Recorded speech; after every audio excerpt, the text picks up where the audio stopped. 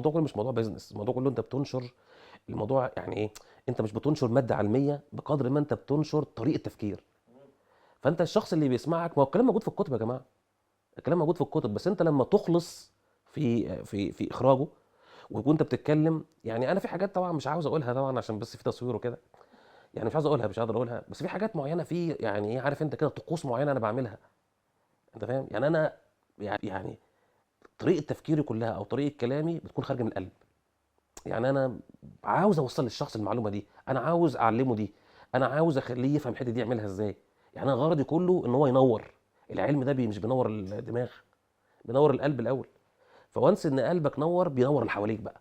يعني خد بالك دايما ان انت لما تقرا كتاب او انت تسمع محاضره او انت تطور من نفسك، انت مش في الاساس انت عايز عشان تاخد شهاده. يعني الشهاده دي بتكون تارجت، اتس اوكي، وانت اوبجكتيف اورينتد بالشهاده دي برضه حاجه كويسه، بس مش هي دي الاساس. الاساس اللي انت عاوز نوليدج، ونوليدج دي بتنور هنا وهنا.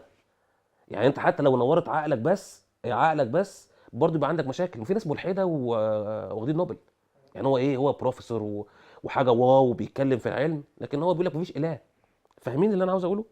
يعني فالعلم بينور القلب. لو انت لما تيجي تتكلم، لو ما تيجي تشرح او ما تيجي توضح للناس او تدي محاضره وانت ما اتكلمتش من هنا، عارف علي بن ابي طالب بيقول لك ما خرج من القلب وقر في القلب، وما خرج من الفاه لم يتجاوز الاذان. يعني انا لو كلمتك كده وانا بتكلم من هنا مش هيوصل لك، لازم عشان يوصل لك يخرج من هنا.